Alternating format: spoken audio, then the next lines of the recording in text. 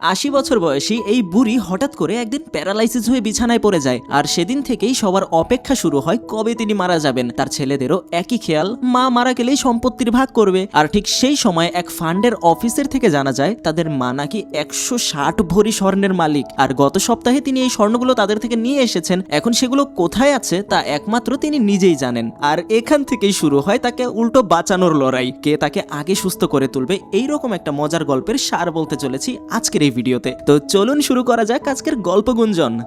গল্পের শুরুটা হয় মাধুরী নামের একটা ছোট্ট গ্রাম থেকে, যেখানে গ্রাম সম্পর্কে বলতে গেলে গ্রামের মানুষগুলো খুবই ভীতু প্রকৃতির। তারা সবসময় ভয়ের মধ্যে থাকে কোনো বিপদ আপদ কিংবা উটকো ঝামেলা থেকে নয়, বরং পান্নু দাদির থেকে।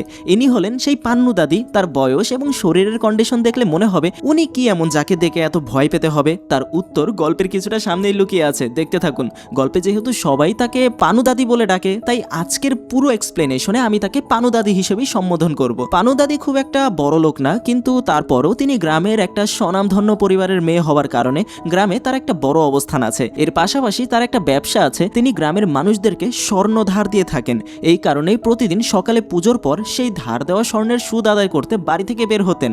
এখানেই গ্রামবাসীদের ভয় এই ব্যাপারে যে কেউ যদি সুদ দিতে না করে কিংবা পরে দেবে বলে জানায়, তাহলে পানু দাদি তার এমন অবস্থা করে যে সে পুরো জীবনেও তা ভুলতে পারবে না। প্রতিদিনকার মতো আজকেও দম্ভের সাথে পান্নু দাদি সুদের টাকা তুলতে ঘর থেকে বের হলেন। তখনই এক ছোট্ট ছেলে সেটা দেখতে পেয়ে গ্রামবাসীদের দৌড়ে সতর্ক করতে শুরু করে, এই পলাও পলাও, পান্নু দিদি টাকা নিতে আসছে। যেটা শুনে সকল গ্রামবাসী এতই ভয় পেয়ে যায় যে সবাই নিজের কাজকর্ম ছেড়ে জিনিসপত্র হাড়ি পাতিল এবং সবকিছু ফেলে রেখে ঘরের ভেতর লুকিয়ে যায়। আশেপাশের এমন অবস্থা বিরাজ করে যে গ্রামে কোনো ডাকাত পড়েছে। সেই সময় গ্রামের এক পাতি গুন্ডা ছুরি নিয়ে বের হয়েছিল কেউ একজনকে ভয় দেখানোর জন্য। কিন্তু যখন সে পান্নু দাদির নাম শুনে সে নিজেও দৌড়ে পালিয়ে যায়। ভাবেন একবার কি ডেয়ারিং একটা দাদি। কিন্তু এত কিছুর মধ্যেও পান্নু দাদি একজন মাতালকে ধরে ফেলে, যার কাছে সুদের টাকা দাবি করে। কোনো এক সময় তিনি তার কাছে টাকা পেতেন, কিন্তু যখন সেই মাতাল তাকে মানা করে দেয়, অমনি তিনি সেই লোকটাকে থাপড়াতে শুরু করে। এই কারণে গ্রামের প্রায় সবাই পান্নু দাদিকে নিয়ে বিরক্ত। সবাই চিন্তা করে ৮০ বছর হয়ে গেছে, গ্রামের কত ভালো মানুষ এতদিনে মরে ভূত হয়ে গেছে, এই দাদি এখনো রয়েছে কেন? কি জানি উপরওয়ালা তাকে কত বছরের আয়ু দিয়ে রেখেছেন। কখন উপরওয়ালা তাকে নিজের কাছে ডেকে নেবে, তাহলেই তো ভালো হয়। এই ইচ্ছা শুধু দু একজন লোক কিংবা সেই মাতালের না, বরং পুরো গ্রামবাসীর। যখন তিনি মারা যাবে সকলের সব ধার মাফ হয়ে যাবে, কারণ তার মাস শেষ হয়ে নতুন মাসে পা দেওয়ার সাথে সাথেই তিনি এইরকম টাকা তুলতে বেরিয়ে পড়েন। কাউকে কোনো ছাড় কিংবা সময় দিতেন না। এই যে একদিন গ্রামের কসাইয়ের কাছে সুদের টাকা না পেয়ে তিনি তার দোকান থেকে পুরো একটা আস্ত খাসি তুলে নিয়ে আসেন এবং তার মেয়েকে দিয়ে রান্না করিয়ে ছোট ছোট বক্সে সেগুলো গ্রামের সব গরিবকে খেতে না পাওয়া মানুষদের বিলি করে দিয়ে আসে। পান্নু দাদির ব্যবহারে কথাবার্তায় সবাই একটু আপসেট থাকলেও সে ভালো কাজের দিকে এগিয়ে থাকে। পান্নু দাদির পরিবার সম্পর্কে বলতে গেলে তার স্বামী তো অনেক আগেই মারা গেছে। তার ৩ জন ছেলে সন্তান আছে, তারাও এক একজন এক এক গ্রামে থাকে। কারণ ৩ জন ছেলে বাবার মৃত্যুর পর সম্পত্তির ভাগাভাগি করতে চেয়েছিল, কিন্তু পান্নু দাদি সেটা হতে দেননি। বলেছেন নিজেরা উপার্জন করে সবকিছু নিজেদের তৈরি করে নাও, এগুলো আমার আর আমার স্বামী আমার জন্য রেখে গেছেন, তোমাদের কেন দেব? তাই ছেলেরা তাকে ছেড়ে অন্য গ্রামে বাস করতে চলে যায়। কিন্তু এতে ওনার কিছু যায় আসে না। এক কথায় বলতে গেলে তার মধ্যে ওই রকম আলগা মায়া কাজ করে না। তার একটা মেয়ে আছে, কয়েক বছর আগে তার বিয়ে হয়েছিল। সেই সময় বিয়ের আগে ছেলে পক্ষ 25 ভরি স্বর্ণের ডিমান্ড করে, কিন্তু পান্নু দাদি 22 ভরি স্বর্ণ দিয়ে বিয়ে সম্পূর্ণ করে দেয়। 3 ভরি স্বর্ণ দেয়া বাকি ছিল, যেটা পান্নু দাদি আর দেয়নি। সেই বাকি 3 ভরি স্বর্ণের জন্য তার মেয়ে ও মেয়ের জামাইয়ের মধ্যে প্রায় দিন ঝামেলা হতো। তাদের ঝামেলার যেন শেষ হচ্ছিল না, তাই শেষ পর্যন্ত মেয়েকে তার স্বামী ডিভোর্স দিয়ে দিয়েছিল। এরপর থেকে সে তার মায়ের বাড়িতেই চলে আসে এবং একসাথে থাকা শুরু করে। তার একটা ছেলেও আছে, মানে পান্নু দাদির নাতি কিংবা মেয়ে হলে কি হবে, পান্নু দাদি কাউকেই ছাড়তেন না, সবসময় তাদেরকে কথা শোনায়। এই যে সে যখনই টিভি দেখতে বসে, পান্নু দাদি টিভি বন্ধ করে দেন আর বলে, বিদ্যুতের বিল কি তোর বাপ দেবে? এর থেকে বুঝতেই পারছেন কিভাবে তিনি শুধু বাইরে না, নিজের ঘরের মানুষগুলোকেও ভয়ের মধ্যে রাখে। তেমনি একদিন সকালে যখন তার সুদের টাকা নিতে যাওয়ার কথা, তখন দেখা যায় তিনি ঘর থেকে বের হচ্ছেন না। অনেক দেরি হওয়ার কারণে তার মেয়ে নিজের ছেলেকে বলে, নানিকে দেখে হয়তো কোনো সমস্যা হয়েছে কিনা, ঘড়িতে 10টা বেজে যাচ্ছে, সচরাচর পান্নু দাদি টাকা তুলতে যেতে এত দেরি করেন না। মায়ের কথা মতো সেখানে গিয়ে সে জোরে চিৎকার করতে শুরু করে। সে আওয়াজ শুনে পুরো গ্রামের মানুষ একত্রিত হয়ে যায়। সবাই এসে দেখে পান্নু দাদি বিছানা থেকে উঠতে পারছেন না, তার শরীর প্যারালাইজড হয়ে গেছে, শুধুমাত্র কিছু একটা বলার জন্য হাত নেড়ে যাচ্ছেন। পুরো গ্রামবাসী সেটা দেখে দুঃখী হওয়ার জায়গায় উল্টো খুশি হয়েছে, কারণ সে এখন আর টাকা তুলতে যেতে পারবে না, এখন সবাই তার মৃত্যুর অপেক্ষা করছে। সবাই নেচে নেচে উদযাপন করছে, কারণ কিছুদিনের ভিতর হয়তো পান্নু দাদি দুনিয়া থেকে চলে যাবে আর গ্রামের শান্তি ফিরে আসবে। সেই সময় একটা বাচ্চা চিৎকার করে গ্রামের সবাইকে পান্নু দাদির এই অবস্থা জানাচ্ছে, যেটা শুনলে গ্রামের প্রতিটা মানুষই দেখা যায় শান্তির নিঃশ্বাস ত্যাগ করে এবং অদ্ভুত স্বস্তি অনুভব করছে। গল্পের এই পর্যায়ে আমরা একটা নতুন চরিত্রকে দেখতে পাই, যার নাম হলো রমেশ। রমেশ বিয়ে করতে চায়, তাই সে ঘটকের অফিসে এসেছে নিজের জন্য একটা মেয়ে খুঁজতে। এই করতে করতে তার বয়স বর্তমানে 40-এ পা দিয়েছে, কিন্তু এখনো বিয়ে করার মতো পাত্রী খুঁজে পায়নি। তো ঘটক তাকে বলে, আপনি তো কোনো কিশোরী পাবেন না এখন বিয়ে করার জন্য, কিন্তু চিন্তা করার কারণ নেই, পাশের গ্রামে একটা মেয়ে আছে যার আগে 2বার বিয়ে হয়েছিল, এখন একটা জামাই আছে কিন্তু অসুস্থ, কিছুদিনের মধ্যেই মারা যাবে, ও আপনাকে বিয়ে করার জন্য রাজি হবে হয়তো। কিন্তু এইবার মেয়েটির শর্ত হলো তাকে বিয়ে করতে হলে 12 ভরি স্বর্ণ দিতে হবে, কিন্তু রমেশের কাছে সেই সময় মাত্র 2 ভরি স্বর্ণ ছিল। কিছুক্ষণ চিন্তা করার পর রমেশ বলে, ঠিক আছে, তাহলে এটাই ঠিক করুন, আমি 12 ভরি স্বর্ণের ব্যবস্থা করছি। ঠিক সেই সময় রমেশ জানতে পারে পান্নু দাদি প্যারালাইজড হয়ে গিয়েছে। এই কথা শুনে রমেশ তো চিন্তায় পড়ে যায়, কারণ সে ভেবেছিল বাকি 10 ভরি স্বর্ণ সে পান্নু দাদির কাছ থেকে ধার নেবে, তাই সে পান্নু দাদির চিকিৎসা করানোর জন্য ডাক্তারের কাছে নিয়ে যেতে চায়। আর এটা দেখে গ্রামবাসীরা তার উপর প্রচন্ড রেগে যায়, কারণ গ্রামবাসীরা চাচ্ছে যে কোনোভাবে হোক পান্নু দাদি যেন সুস্থ না হয়, সবাই তার স্বার্থ নিয়ে ব্যস্ত। গ্রামবাসীরা রমেশের উপর রেগে গিয়ে বলে, তুমি ডাক্তার কেন এনেছো, আমরা ওনার চিকিৎসা করতে দেবো না। তারপরও রমেশ ডাক্তারকে দিয়ে চেক করায়। ডাক্তার তাকে দেখে বলেন, এনার হাতে আর অল্প কিছু ঘন্টা বেঁচে আছে, এরপর উনি আমাদের সবাইকে ছেড়ে চলে যাবে। এই কথা শুনে তো পুরো গ্রামবাসী এত খুশি হয় যে দেখে মনে হচ্ছিল এরা বিশ্বকাপ জিতেছে। পুরো গ্রামের মানুষ পান্নু দাদির শেষকৃত্যের আয়োজনও করতে শুরু করে, যেন আর কিছু ঘন্টার অপেক্ষা। সেই সময় পান্নু দাদির 3 ছেলে তাকে দেখার জন্য সেখানে আসে, কিন্তু তাদের বোন তাদের চেহারা পর্যন্ত দেখতে আসে না, কারণ যেদিন তাদের বাবা মারা গিয়েছিল সেদিন তারা তাদের মায়ের সাথে জায়গা জমি নিয়ে ভাগাভাগি নিয়ে খুবই খারাপ ব্যবহার করেছিল। সেদিন পান্নু দাদি তাদেরকে কিচ্ছু দেবেন না বলে ঘর থেকে বের করে দিয়েছিলেন। পান্নু দাদির 3 ছেলের মধ্যে এক ছেলে বিয়ে বাড়িতে বা যে কোনো অনুষ্ঠানে গান গেয়ে থাকে, যেখানেই যায় সে শুধু কামাল হাসানের গান গায়। তাকে যদি কোনো জায়গায় রজনীকান্তের গান গাইতে বলে সে গাইতে পারে না, তখনও কামাল হাসানের গান গাইতেই থাকে। এজন্য বিভিন্ন অনুষ্ঠানে গান নিয়ে তার ঝগড়াও লেগে যায়। দ্বিতীয় ছেলে অটো চালায়, এর কথা আর কি বলবো, মাটি থেকে 1 টাকা তুলতে গিয়ে 50 টাকা ড্রেনে ফেলে আসবে, এই অবস্থা, তার ভাগ্য এতটাই খারাপ। তৃতীয় ছেলের একটা ফুলের দোকান আছে, দোকান তো খুলে বসে আছে কিন্তু ফুলের মালা বানাতে পারে না, তাই দোকানে মাছি মারা ছাড়া আর কোনো কাজ নেই তাদের এখানে আসার মূল কারণ তার মাকে দেখার জন্য না, বরং মা মারা গেলে যত সম্পত্তি আছে সেগুলো ভাগ করে নিতে পারবে তারা। ছেলেরা এসেছে দেখে পান্নু দাদি একদিকে ইশারা করে, কিন্তু সে কি বলতে চাচ্ছে তা কেউই বুঝতে পারে না। পরদিন কুমার নামের এক লোক পান্নু দাদির সাথে দেখা করতে আসে। তার ব্যবহার এবং আচার আচরণ দেখে মনে হচ্ছিল সে পান্নু দাদিকে খুবই সম্মান করে। এটা দেখে সেখানে থাকা সকল গ্রামবাসী অবাক হয়ে যায় যে এই মানুষটা আবার কে, পান্নু দাদিকে এভাবে সম্মান করছে। কুমার তখন পান্নু দাদিকে দেখে চলে যাচ্ছিল। রমেশ তাকে জিজ্ঞাসা করে, আপনি কে, আর পান্নু দাদিকে কিভাবে চেনেন, কেনই বা তাকে এত সম্মান দিচ্ছেন? আমার জানা মতো এই পৃথিবীর কোনো ব্যক্তি তাকে দেখতে পারার কথা না। কুমার তখন বলে, পান্নু দাদির স্বর্ণের চিট ফান্ড আমার কাছে জমা রাখতো, সে ফান্ডে মোট 160 ভরি স্বর্ণ ছিল। গত সপ্তাহে তিনি সবগুলো স্বর্ণ আমাদের কাছ থেকে বাসায় নিয়ে এসেছিলেন, আর যার কাছে 160 ভরি স্বর্ণ আছে তাকে তো সম্মান করতেই হয়, তাই না? এই কথা শুনে রমেশ তো অবাক হয়ে যায়। একটু সময় নষ্ট না করে রমেশ পান্নু দাদির 3 ছেলেকেই 160 ভরি স্বর্ণের কথা এভাবে বলে দিল। পান্নু দাদির 3 ছেলে তো এইসব শুনে হতবাক হয়ে যায়, আর তারা বলতে লাগে, মা কোথায় এতগুলো স্বর্ণ লুকিয়ে রেখেছে সেটা সম্পর্কে তো আমাদের কিছুই জানায়নি, স্বর্ণগুলো এখন আমাদের খুঁজতেই হবে, কেননা এই অবস্থায় তার মা কোনোভাবেই বলতে পারবে না স্বর্ণ কোথায় রেখেছে, আর স্বর্ণ খুঁজে না বের করতে পারলে তাদের বোন পেয়ে যাবে সেগুলো, আর তার জীবিত থাকতে যদি সেগুলো খুঁজে বের করতে না পারে তাহলে এগুলো সব তার বোনের হয়ে যাবে।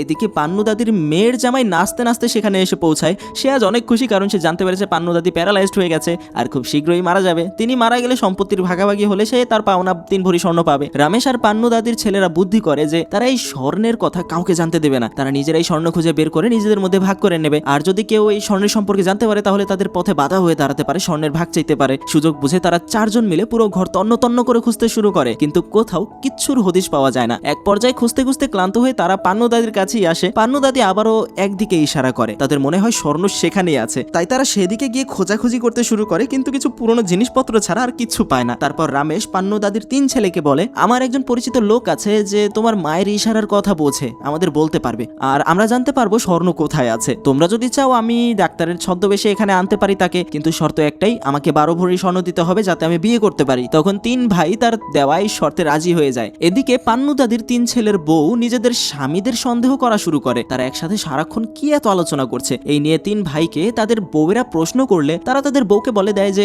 মায়ের কাছে 160 ভরি স্বর্ণ আছে, সেগুলো কোথায় রেখেছে সেটা মা ছাড়া আর কিছু জানে না, তাই আমাদের মাকে সুস্থ করে তার কাছ থেকে স্বর্ণের খোঁজ নিতে হবে। এগুলো জানার পর তাদের বউয়েরা তাদের নিজেদের স্বর্ণ স্বামীদেরকে দিয়ে দেয়, যাতে করে সেগুলো বিক্রি করে হলেও তাদের শাশুড়ির চিকিৎসা করতে পারে। সেদিন থেকে পান্নু দাদিকে খাওয়ানো, গোসল করানো থেকে শুরু করে তার যাবতীয় কাজ ছেলের বউয়েরা করতে শুরু করে, যারা নাকি এতদিন এই সব থেকে উদাসীন ছিল, যেটা দেখে ভেতরে ভেতরে পান্নু দাদি নিজেও কেমন যেন অবাক হয়ে যাচ্ছে, যেটা তার মুভমেন্ট দেখেই বোঝা যায়। এদিকে পান্নু দাদির 3 ছেলে আর রামেশ মিলে একজনকে নিয়ে আসে যে ইশারায় বলা কথা বুঝতে পারে। তিনি তার ইশারা দেখে বলেন পান্নু দাদি কিছু একটা এনেছিলেন বাসায়, তার 3 ছেলের মধ্যে ভাগ করে দেবেন বলে। তখনই 3 ছেলে জিজ্ঞাসা করে ওঠে সেগুলো কোথায়। এই কথার জবাব দেওয়ার আগেই পান্নু দাদি অজ্ঞান হয়ে যায়। আর এইটা দেখে তার ছেলেরা তাকে হাসপাতালে নিয়ে যায়, যে কোনোভাবেই হোক তার জ্ঞান ফেরাতে হবে। ভাবলে একটু অবাক লাগে, কিছু ঘন্টা আগে যার মৃত্যুর জন্য সবাই অপেক্ষা করছিল, এখন তাকে বাঁচানোর জন্য সবাই কত কষ্ট করছে। সবই টাকার খেলা। আসলে স্বার্থের জন্য মানুষ কত কিছুই না করতে পারে। হাসপাতালে পান্নু দাদিকে ভর্তি করানোর পর 50,000 টাকার বিল আসে। ছেলেরা তখন তাদের বউয়েদের দেওয়া স্বর্ণ বিক্রি করে সেই টাকাগুলো কাউন্টারে জমা দেয়। ভর্তি করার পর থেকে ডাক্তারেরা একটার পর একটা পরীক্ষা দিতেই থাকে। প্রতিটা পরীক্ষার জন্যই বেশ অনেকগুলো টাকা জমা করতে হচ্ছিল। পান্নু দাদির ছেলেরা বউয়েরা একবার একটা করে গয়না বিক্রি করছিল, যাতে ভবিষ্যতে তার শাশুড়ির কাছ থেকে বেশি স্বর্ণ নিতে পারে। 3 ছেলে হাসপাতালে মায়ের সাথে থেকে তার সেবা যত্ন করছিল, আর তাদের বউয়েরা বাড়িতে পান্নু দাদির মেয়ের ওপর নজরদারি করছিল। মেয়েটা স্বর্ণ কোথায় রেখেছে এই সম্পর্কে কিচ্ছু জানে কিনা বা তার মা তাকে কিছু বলেছে কিনা সেটা জানার চেষ্টা করছিল, কিন্তু তাকে দেখে মনে হচ্ছিল যে সে এই বিষয়ে কিছুই জানে না। এদিকে পান্নু দাদির মেয়ের জামাই এই ভেবে চিন্তায় পড়ে যায় যে হঠাৎ কি এমন হয়ে গেল যে 3 ভাই মায়ের জন্য এত ভালোবাসা দেখাচ্ছে, যে মা তাদেরকে ঘর থেকে বের করে দিয়েছিল তার জন্য এত টাকা খরচ করছে। এর উত্তর জানতে সে রামেশকে ধরে আর জিজ্ঞাসা করে বল কি ব্যাপার, তোরা সবাই মিলে কি প্ল্যান করছিস। রামেশ প্রথমে তো কিছু বলতে চায় না, কিন্তু পরবর্তীতে তাকে ভয় দেখানো হলে সে ভয় পেয়ে 160 ভরি স্বর্ণের কথা বলে দেয়। এই কথা শোনার পর মেয়ের জামাই তো আকাশ থেকে পড়ে আর মনে মনে প্ল্যান করে তোমরা ওনার চিকিৎসা করাও আর আমি ওনার মেয়েকে আমার ঘরে পুনরায় নিয়ে এসে সব স্বর্ণের মালিক হয়ে যাব। এরপর সেই রামেশকে পুলিশের কাছে সব জানিয়ে দেওয়ার ভয় দেখিয়ে বলে তুই আমাকে হাসপাতাল থেকে সব খবর এনে দিবি। রামেশও তখন ভয়ে তার কথায় রাজি হয়। এইভাবে আরো একটা দিন কেটে যায়। 3 ভাই ডাক্তারকে জিজ্ঞাসা করে তাদের মায়ের শরীরের অবস্থা কেমন। ডাক্তার তখন ইংরেজিতে বলে হার কন্ডিশন ইজ ক্রিটিক্যাল নাও। পান্নু দাদির এক ছেলে 8ম শ্রেণী পর্যন্ত লেখাপড়া করেছে, তাই ডাক্তার কি বলেছে সে বোঝার চেষ্টা করে, কিন্তু মাথা মুন্ডু কিছু বুঝতে পারে না। আর বাকি 2 ভাই যখন তাকে ডাক্তার কি বলেছে জিজ্ঞাসা করে, সে বলে মা ঠিক হয়ে যাবে। এই কথা শুনে তারা তখন খুশি হয়ে যায়, কিন্তু তার অবস্থা তো ক্রিটিক্যাল, এটা তারা বুঝতে পারছে না। এদিকে তারা বেশি রিল্যাক্সে ঘোরাঘুরি করতে শুরু করে। কিছুক্ষণ পর সব নার্স ডাক্তার পান্নু দাদির রুমের দিকে ছোটাছুটি করতে শুরু করে। তখন বাকি 2 ভাই ডাক্তারকে জিজ্ঞাসা করে কি হয়েছে। ডাক্তার তখন বলে আপনাদের তো বলেই গিয়েছিলাম ওনার অবস্থা ভালো না, তারপরও আপনারা তার দেখাশোনা করেননি, এখন হয়তো উনি আর বাঁচবেনই না। এই কথা শুনে বাকি 2 ভাই সেই ভাইকে মারতে শুরু করে আর বলতে লাগে কেন বলিস নি এই কথা, আমরা এত কষ্ট করে মাকে এত বড় হাসপাতালে এনেছি, আমাদের বউয়ের স্বর্ণ বিক্রি করে দিয়েছে আর সেগুলো সব জলে গেল, এখন আমরা কোনো স্বর্ণ টাকা পয়সা কিচ্ছু পাবো না। সেই সময় সে এই কথাগুলো শুনে রেগে বাইরে চলে আসে। হাসপাতালের বাইরে এসে সে দেখতে পায় কিছু মানুষ একজন অ্যাম্বুলেন্স ড্রাইভারের সাথে ঝগড়া করছে। সে অ্যাম্বুলেন্সের ভেতরে তাকিয়ে দেখে একজন বৃদ্ধা মহিলা অসুস্থ হয়ে পড়ে আছে। মহিলার পরিবারের লোকজন তাকে বলে দেখুন আমাদের মা খুব অসুস্থ, তার অবস্থা খুবই খারাপ, কিন্তু ড্রাইভার আমাদের কথা শুনছে না, কতক্ষণ ধরে বলছে অ্যাম্বুলেন্স ছাড়ার জন্য, ছাড়ছে না। সে রেগে ড্রাইভারকে বলে ওদের কথা শুনছো না কেন, তুমি যদি ওদের কথা না শোনো তাহলে আমি পুলিশ ডাকবো। ড্রাইভার তখন চটে গিয়ে বুড়ি মহিলার অক্সিজেন মাস্কই খুলে দেয় আর মহিলার সাথে সাথেই মারা যায়। এটা দেখে সে হতবাক হয়ে যায় আর ড্রাইভারকে প্রশ্ন করে এটা তুমি কি করলে। তখন ড্রাইভার উত্তরে বলে ওনার অবস্থা অনেক খারাপ ছিল, ডাক্তার বলেছেন উনি আর বাঁচবেন না, কিন্তু ওনার পরিবারের মানুষ ওনাকে বাসায় নিয়ে যেতে চাচ্ছিল না, ওরা রাস্তায় ওরাকে মেরে ফেলার প্ল্যানিং করছিল, যেটা আমি শুনে নিয়েছিলাম, যেটা এখন তোমার কারণে সম্পূর্ণ হয়ে গেল, এমনিতেও তো ওনার পরিবার ওনাকে মেরে ফেলতো। এই কথা শুনে সে তখন আফসোস করে ওঠে। সে তখন সেই পরিবারের জায়গায় নিজেকে রেখে দেয় আর মনে মনে ভাবে আমিও তো নিজের স্বার্থের জন্য আমার মায়ের চিকিৎসা করাচ্ছি, তা না হলে আমার তো আমার মায়ের জন্য কোনো চিন্তা নেই। এখন তার মনে একটু অনুশোচনা কাজ করে। সাথে সাথে সে হাসপাতালে ফিরে আসে। তখন সে দেখে তার বাকি 2 ভাই ডাক্তারের সাথে কথা বলছিল। তারা ডাক্তারকে জানায় আমরা আর আমাদের মায়ের চিকিৎসা খরচ বহন করতে পারবো না, আপনি আমাদের মাকে ডিসচার্জ করে দিন। ডাক্তার তখন তাদেরকে বলে উপরওয়ালার কৃপা একটা চমৎকার হয়ে গেছে, আপনাদের মা একটু রিকভার হচ্ছেন, এটা সহজে হয় না, এখন ওনার একটা অপারেশন করতে হবে, সেটা করলে আপনাদের মা সুস্থ হয়ে যাবে, আর এই অপারেশন করতে 4 লক্ষ টাকা প্রয়োজন। 4 লক্ষ টাকার কথা শুনে সবাই অবাক হয়ে যায়। তারা বলে তাদের কাছে তো আর 1 টাকাও অবশিষ্ট নেই, তারা এখন কি করবে। তখন সেই ভাই বলে ওঠে যে করে হোক মায়ের অপারেশন করাতেই হবে, মা সুস্থ হলে আমাদের টাকা আমাদের দিয়েই দেবে, আমাদের কাছে গুরুত্বপূর্ণ হচ্ছে আমাদের মাকে বাঁচানো। এখন এই কথা শুনে বাকি 2 ভাইও তার কথায় রাজি হয়ে যায়। রামেশ তখন পান্নু দাদির মেয়ের জামাইকে ফোন করে সব কথা বলে দেয়। রামেশ বলে পান্নু দাদির 3 ছেলে ওনার অপারেশন করাচ্ছে, যে অপারেশনটা করলে উনি সুস্থ হয়ে যাবেন, একবার উনি সুস্থ হয়ে গেলে স্বর্ণ নিজের ছেলেদের দিয়ে দেবে। এই কথা শুনে মেয়ের জামাই একটা প্ল্যান করে আর রামেশকে বলে ঠিক আছে অপারেশনের 4 লক্ষ টাকা আমি তোমাকে দেবো, বলো, তুমি সেই টাকা ওদের 3 ভাইকে দেবে, শাশুড়ি যখন সুস্থ হয়ে যাবে তখন তোমাকে স্বর্ণ দেবে, তুমি তখন সেই স্বর্ণ আমাকে দিয়ে দেবে। রমেশ তখন 4 লক্ষ টাকা নিয়ে পান্নু দাদির 3 ছেলেকে দেয় আর তাদেরকে বলে, এগুলো আমি আমার বিবাহের জন্য রেখেছিলাম, তোমাদের বিপদে এই টাকা আমি তোমাদের সাহায্য করছি তোমাদের দিয়ে, পরে না হয় আমাকে স্বর্ণ দিও সেখান থেকে। ছেলেরা তার কথায় রাজি হয়ে যায়, ঠিক আছে। এরপর টাকাগুলো নিয়ে অপারেশনের জন্য জমা দেয়। পরদিন সকাল 10টায় অপারেশন হওয়ার কথা, এদিকে তার 3 ছেলে আর ছেলের বউয়েরা প্রার্থনা করছে যাতে পান্নু দাদি সুস্থ হয়ে যায় আর সুস্থ হয়ে তাদেরকে স্বর্ণগুলো যেন দিয়ে দেয়। পান্নু দাদির ছেলের বউয়েরা রাতের বেলা যখন বসেছিল, হঠাৎ এক বউ কড়া গলায় তার মেয়েকে জিজ্ঞাসা করে, তোমার মা হাসপাতালে জীবন মৃত্যুর সাথে লড়াই করছে, তুমি এখানে কান্না করার জায়গায় মানুষের কাপড় সেলাচ্ছ, তোমার মায়ের শরীর খারাপে কি তোমার কিচ্ছু যায় আসে না? এই কথায় পান্নু দাদির মেয়ের চোখে তখন পানি চলে আসে। সে তখন বলে, আমার মা আমাকে কখনো বিপদের সময় হেরে যেতে শেখাননি। আমার বাবার মৃত্যুর পরপরে আমার ভাইয়েরা সম্পত্তি ভাগাভাগি করতে চেয়েছিল, কিন্তু আমার মা তা হতে দেয়নি। এই কারণে না যে আমার মা তাদেরকে ভালোবাসে না, মা চেয়েছিল তারা যাতে পরিশ্রম করে নিজেদের চেষ্টায় অর্থ উপার্জন করুক, কিন্তু তারা সেটা বুঝেনি, বরং মাকে ছেড়ে চলে গেছে। আমার স্বামী 3 ভরি স্বর্ণের জন্য আমাকে মায়ের কাছে রেখে চলে গেছে। মানুষ মনে করে আমার মা আমাকে রান্নাবাড়া আর ঘরের কাজের জন্য এখানে রেখেছে, আসলে কিন্তু তা না। একজন একা মহিলা কিভাবে সাহসের সাথে বাঁচতে পারে সেটাই আমার মা আমাকে শেখাচ্ছিল। উনি চেয়েছিল আমি যাতে কারো উপর বোঝা না হই, পড়ালেখা করে নিজের পায়ে দাঁড়াই। উনি যদি পারতো ওনার ছেলের বউদেরও পড়ালেখা করাতো, যাতে কোনো মেয়ে বা বউ কখনো অসহায় বা দুর্বল বোধ না করে, অন্যের উপর নির্ভরশীল না হয়। এসব শুনে ছেলের বউদের চোখেও পানি চলে আসে। প্রথমবার তারা বুঝতে পারলো যে এতদিন যাকে তারা ভুল বুঝে এসেছে সে আসলে তাদের কতটা ভালো চেয়েছিল। পরদিন সকালে পান্নু দাদিকে অপারেশন রুমে নিয়ে যাওয়া হয়, সবাই তার সুস্থতার জন্য দোয়া করছিল। আর তারপর অপারেশন সাকসেসফুল হয় আর সবার মন খুশিতে ভরে ওঠে, আনন্দে সবাই লাফিয়ে ওঠে। কিছুক্ষণ পর তাকে বেডে ট্রান্সফার করা হলে 3 ছেলে দেখতে রুমের ভেতর যায়, কারণ তিনি এখন আগের থেকে সুস্থ আছেন। আবার তারা এটাও চিন্তা করে যে মায়ের সব মনে আছে কিনা, অপারেশনের কারণে মায়ের স্মৃতিশক্তি চলে গেল কিনা, কিন্তু তার সবকিছুই মনে আছে। তাদেরকে দেখেই তিনি চিনে ফেলেন। তারা তখন মাকে জিজ্ঞাসা করে, মা তুমি যখন অসুস্থ ছিলে তখন বারবার কিসের দিকে ইশারা করছিলে? তখন পান্নু দাদি বলে, তোমরা যখন আমাকে অন্য রুমে নিয়ে যাচ্ছিলে তখন আমার রুমের পাখা চলছিল, আমি পাখাটা বন্ধ করতে ইশারা দিচ্ছিলাম, কারণ পাখা চললে বিদ্যুৎ বিল বেশি আসবে। এই কথা শুনে 3 ছেলে তো পুরা হতভম্ব হয়ে যায়। একটা মানুষ মারা যাচ্ছে, সেখানেও সে বিদ্যুৎ বিল নিয়ে চিন্তা করছে। তারপর তারা মাকে প্রশ্ন করে, মা তুমি যে 160 ভরি স্বর্ণ সেগুলো কোথায় লুকিয়ে রেখেছো? আর প্রতি রবিবার বাসে করে কোথায় বাজাও? আমরা তোমার চিকিৎসার জন্য টাকা ধার করেছি, এখন সেই টাকা আমাদের শোধ করতে হবে। পান্নু দাদি তখন অবাক হয়ে বলে, কিসের স্বর্ণ? আমার কাছে তো স্বর্ণ নেই। আর আমার যদি 160 ভরি স্বর্ণ থাকতো আমি কি এভাবে জীবনযাপন করতাম? মানুষের কাছে গিয়ে গিয়ে টাকার জন্য ঘুরে বেড়াতাম? ছেলেরা তখন তাকে জিজ্ঞাসা করে, তাহলে তুমি প্রতি রবিবারে কোথায় যাও? পান্নু দাদি বলে, সেদিন আমার জন্য সবচেয়ে প্রিয় দিন, কারণ সেদিন আমি নিজেকে সময় দেই, বিভিন্ন গ্রামের মেলাতে ঘোরাঘুরি করে সিনেমা দেখি। এই কথা শুনে 3 ছেলে হতবাক হয়ে যায়। তারা জিজ্ঞাসা করে, তাহলে কুমার কেন বলেছিল আপনার কাছে 160 ভরি স্বর্ণ আছে? পান্নু দাদি তখন আরো অবাক হয়ে যায় আর বলে, কুমার আবার কে? এই নামের কাউকে আমি চিনি না। তখনই তারা জানতে পারে কুমার হলো একটা পাগল। সবার সামনেই সে খেয়ে সেদিন উল্টাপাল্টা কথা বলেছিল। 3 ছেলে, মেয়ের জামাই আর রমেশ মিলে যে স্বর্ণের জন্য পান্নু দাদিকে বাঁচালো, সেই স্বর্ণ আদতে ওনার কাছে নেই, সেই স্বর্ণের কোনো অস্তিত্বই নেই। একটা পাগল কিনা কি বলেছে সেই কথার ভরসা করে তারা এত দৌড়াদৌড়ি করেছে।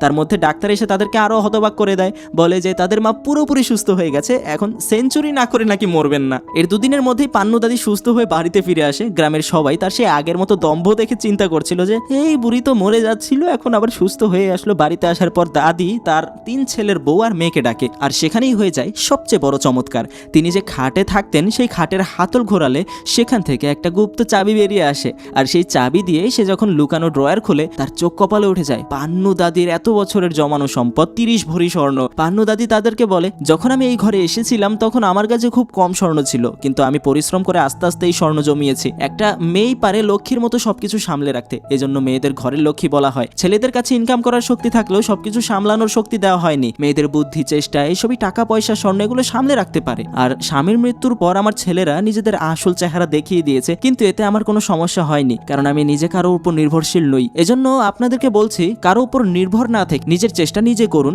নিজেকে এতটা যোগ্য করে তুলুন যাতে ভবিষ্যতে যে কোনো বিপদ আসলে নিজেই সেটাকে সামাল দিতে পারেন, অন্যের দিকে চেয়ে থাকতে যেন না হয়। তারপর দাদি আরো বলে, আমি আমার এই স্বর্ণ তোমাদের 4 জনের মধ্যে সমান ভাগে ভাগ করে দেব। আমার ছেলেরাও যদি লোভের বশে আমাকে চিকিৎসা করিয়েছে, কিন্তু তারপরও তো করিয়েছিল, তাই না? আর এই স্বর্ণের ওপর তো তাদেরও হক আছে। এরপর সে তাদের মেয়েকে বলে, শোনো, 3 ভরি স্বর্ণের জন্য তোমার স্বামী তোমাকে ছেড়ে দিয়েছে, সে একজন লোভী মানুষ, এখন তুমি তাকে ছেড়ে দাও আর আমি তোমাকে অন্য জায়গায় বিয়ে দেব। তখন মেয়ে বলে, আমার ছেলে যদি রাজি থাকে তাহলে আমি অন্য জায়গায় বিয়ে করব। পান্নু দাদি তার নাতিকে জিজ্ঞাসা করে, আর সে সাথে সাথেই রাজি হয়ে যায়। পান্নু দাদি রমেশের সাথে তার মেয়ের বিয়ে ঠিক করে, কারণ সে এক ভালো মনের মানুষ। এরপর ধুমধাম করে তাদের বিয়ে দেওয়া হয়, আর এই সবের ফাঁকে পড়ে তার আগের জামাইয়ের 4 লাখ টাকা চলে গেল। এরপর থেকে পান্নু দাদির 3 ছেলে ও ও বউ নিয়ে খুশিতে মিলেমিশে বসবাস করতে শুরু করে। আর এখানেই শেষ হলো আজকের গল্পটা। মজার গল্প ছিল, অনেকদিন পর এমন একটা গল্প পেলাম, যাক একটু কমেডি ছিল, একটু মানে সিরিয়াসনেস একটু কমই ছিল। তো কেমন লাগলো গল্পটা সেটা কমেন্ট করে জানাতে পারেন। আর এই যে স্ক্রিনে আরও একটা ভিডিও ভেসে উঠেছে, ক্লিক করে দেখা শুরু করতে পারেন। চমৎকার একটা মজার গল্প। তো এতক্ষণ আপনার ভিডিও দেখেছেন সেজন্য আপনাকে অনেক ধন্যবাদ, আর সাবস্ক্রাইব করবেন। হ্যাঁ।